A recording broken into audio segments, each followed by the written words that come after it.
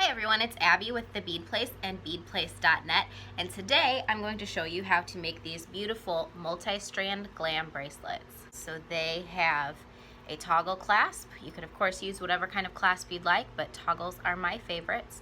They also have strands of seed beads, ball chain, and rhinestone chain. You probably noticed there's no bulky ball chain crimps, no bulky cup chain crimps at the end, and you don't even see the crimps on the seed bead strands.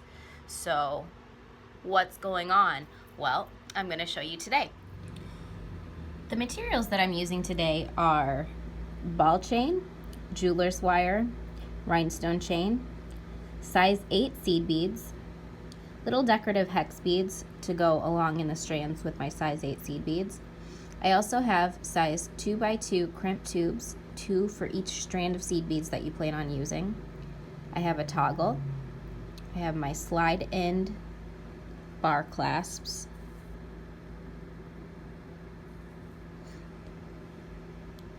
And I also have my jump rings, a tape measure, bead stoppers. And the tools that I'm using are a magical crimper, a side cutter to cut the chain, a flex wire cutter to cut my medium soft flex jeweler's wire, and 2 chain nose pliers to open and close the jump rings. All of the products I'm using today can be found at beadplace.net. The links will be in the description below. The first thing to do is cut your chain into 5-inch sections. So my plan is to use 2 strands of ball chain. So I'm going to measure out 5 inches of ball chain. Now you want to make sure you're using a good heavy duty cutter to cut this. So I have my side cutter here. Then instead of using the tape measure to go in and measure the next section, use the ball chain that you just cut. It's going to make it a lot easier to get a precise measurement. So I just hold it like this, go in, and cut. Now the lengths of the strands that we're cutting don't really matter too much for the finished size of the bracelet, because what we're going to do is determine the size of the bracelet by using the jump rings at the end. So for an average size bracelet, a 5-inch length of chain is going to work just fine. So I'm going to use the same trick for measuring for my rhinestone chain. Now if you're kind of varying from the kit that we have on the website and you're using your own materials, just make sure that all of the products that you're using slide into the end bars and don't come out. So I have 4 strands of cut chain, 2 5-inch ball chain pieces, and 2 5-inch rhinestone chain pieces. We're going to set those pieces aside and now cut 7-inch lengths of the jeweler's wire. I usually like to work with about 1 inch on either side to allow me to crimp, but do what's best for you, whatever you think will be easiest. So for 5-inch pieces, I add 2 inches, that's 7 inches. Also remember to use your flex wire cutter to cut your jeweler's wire. We're using medium soft flex beading wire. It's a stainless steel cabled beading wire covered in nylon, and I'm cutting 3 7-inch lengths. Now I'm going to string 3 5-inch sections of seed beads and hex beads, including the length of the crimp beads on the end. Start by placing a bead stopper on the end of your wire.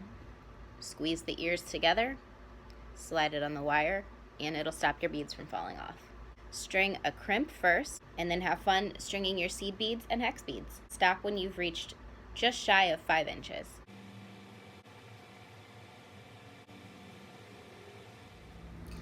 I like to use the wire like a needle to scoop up my beads rather than picking them up individually and placing them on.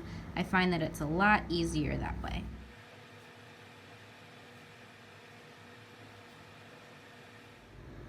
So I have now strung my seed bead strands so that they're just a little bit shy of 5 inches. So I have my crimps on one end. I'm leaving the other end without the crimps. The reason being is I'm going to crimp this side, but I'm going to leave this one empty for now just so that we can do a dry fit in the end bars before we actually crimp, just to make sure everything is the right size. Okay, so what I'm going to do is take the wire back through the crimp bead. Normally when you're crimping, you would string your clasp on at this point and then take the wire back through, but we are not using a clasp here. We're going to use it after the end bar.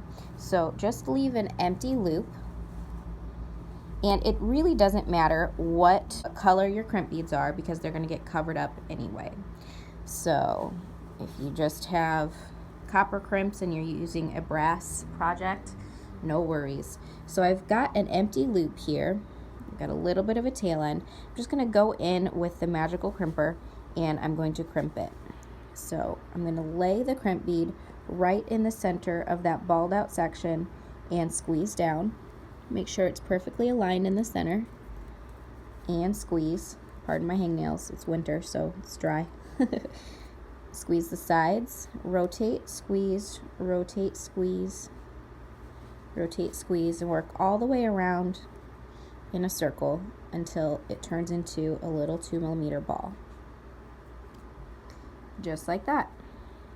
So the magical crimpers are for sale at beadplace.net in case you don't have one and you need one. So now what we're going to do is just trim the loop off and trim the tail end off. So again, I'm using my flex wire cutter designed to cut the flexible jeweler's wire, and just cover when you cut to make sure that no pieces go flying, and then trim the tail end off flush as well. There we go. So do that to all of your strands. So what we're going to do now is slide all of the pieces into the end bar. So slide the last ball and then the crimp. You'll notice that the crimp goes in kind of tight, so just wiggle it in and then it'll pop through.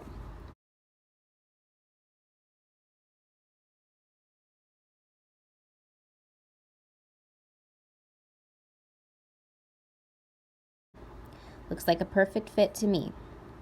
So now, since I'm confident that all of this fits in this one end, what I can do is go ahead and shut it.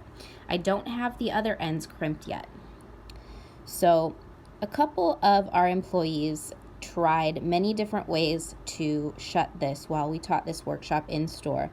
My favorite way is to just hold everything tight and then just press it down onto your bead mat on a hard surface. Another one of our employees here at the Bead Place thought that it was easier for her to take a pliers and just start to bend it shut a little bit. So whatever works best for you, give it a shot. But what I'm going to do is my tried and true method of just pushing it down just like this. Voila. Make sure to keep your finger on this end so it doesn't force the beads out the other side. So you can actually go ahead and push down on both ends. Now, the reason why we didn't want to, well, one of the reasons why we didn't want to crimp the other ends yet is because when we slid the wire that the seed beads are on into this end, it took up a lot more slack than you'd think it would. So if I were to undo this and we'd take a look at the amount of slack taken up by just this piece of metal here, it would be about the size of one of these seed beads. So we do need to leave a substantial amount of slack in the strand of seed beads in order for it to be flexible enough to go around your wrist without popping any seed beads, and also so that we can allow for the room on the other side that the end bar will take up. All right, when I make these not on camera, I'm able to just crimp my seed bead strands on both sides just by eyeballing the amount of slack that goes into it. However, I want you guys to be able to see why we're leaving so much slack.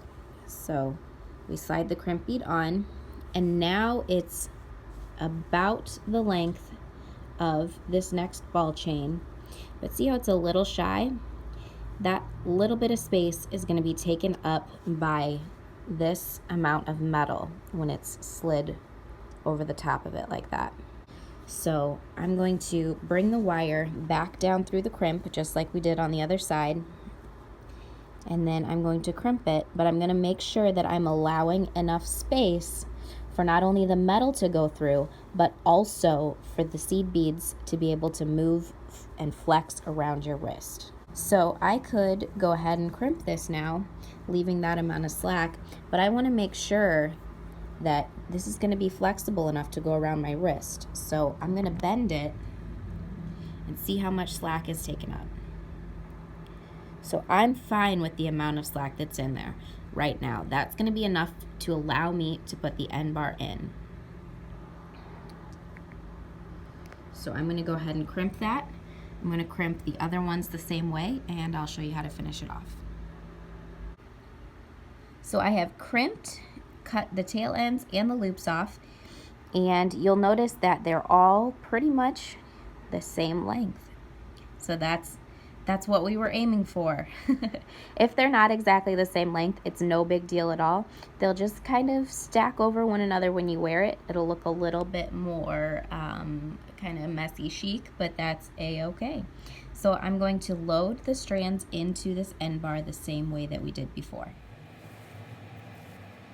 Now you can get really creative with these bars. You don't have to keep the strands all in the same order. You could braid them or kind of do a nice little loop back and forth twist. There's just a number of different ways that you can use these. So I've got them all loaded in. I'm going to hold it tight, turn it around, and press it closed.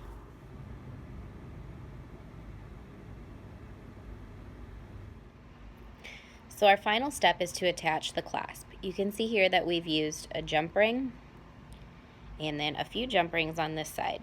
Now, depending on the size of your finished bracelet, you can use different numbers of jump rings. So I'm going to take my chain nose pliers and hold one of my jump rings so that the break is at 12 o'clock. I'm going to hold one pliers up and down, one pliers sideways, and open it like that. So anytime you're opening and closing a jump ring, you want to open and close it like this, and never like this. So always like this, never like this. So I've opened my jump ring, going to hook it through the loop of my end bar, put the round side of my toggle on, and grab the jump ring with my pliers, and then close it in that same direction.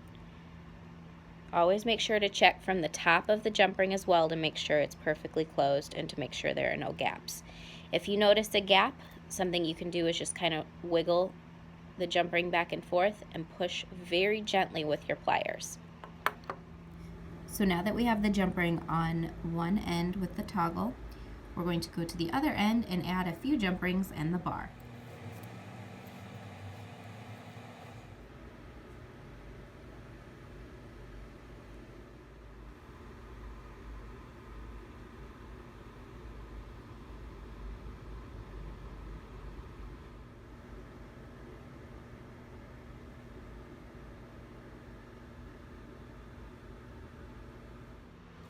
Thanks everybody for watching. If you have any questions, leave them down below in the comments. If you liked this video, please give it a thumbs up. If you'd like to see more, subscribe. We put out new videos about monthly, sometimes a little more than that. Please follow us on Instagram and Pinterest, like us on Facebook. Check out our website. All the materials that we use today can be found on beadplace.net. We've got loose products, we've got kits, all kinds of fun stuff. And if you're in the St. Louis area, stop by the store. Thanks for watching.